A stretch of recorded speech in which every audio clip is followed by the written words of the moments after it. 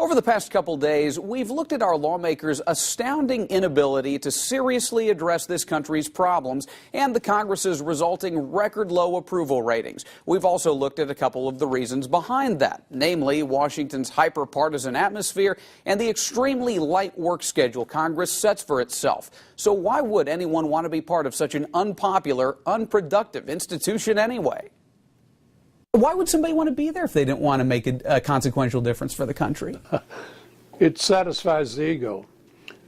It's a very heady stuff being a member of Congress. You got a big staff. You can spend a lot of money on a staff that the government provides. You go into a group and everybody asks you questions. You answer questions. You're always introduced at the event.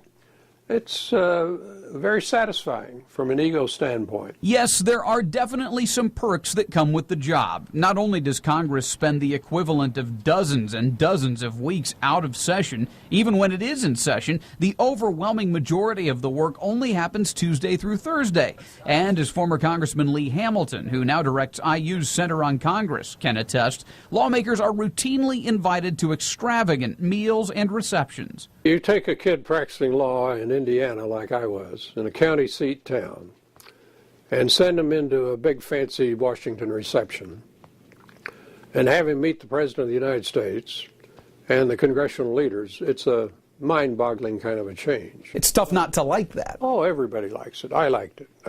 You can't help but like it. Could that be part of the reason so many politicians seem preoccupied with sending political messages that help them keep their jobs rather than practicing the give and take and bipartisan civility so often needed to solve the tough problems? I can't comment on what my colleagues like or don't like. But Senator Dan Coates says he, for one, is not addicted to the trappings of power. All I know is what I don't like, and I don't like standing around making small talk into the night when I could be home having dinner with my wife, or I could be on the Senate floor doing something constructive. What you have to make sure is that those 4 days in Washington in a week are spent on committee, are spent on going over issues and such. And so You're saying with you that happens?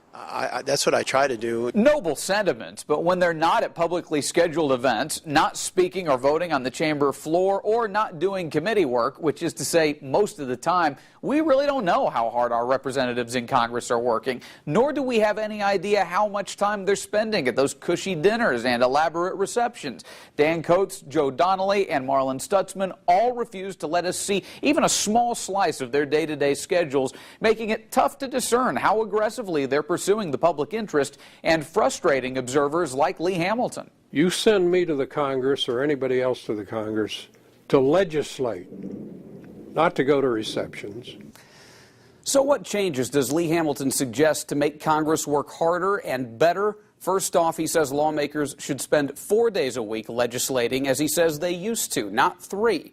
He also says lawmakers need to get to know each other better, especially people from opposite sides of the aisle. After all, it's harder to denounce or outright work against someone you consider a friendly acquaintance. But most importantly, he says they need to take on the mindset of solving the country's problems over the pursuit of ideology and partisanship. For that to happen, he says our lawmakers will have to understand that our country's status as boasting the world's top economy and top military faces a very grave challenge in this day and age. Senator Dan Coates says he's afraid it'll take a crisis of some sort to convince Congress to take that challenge seriously.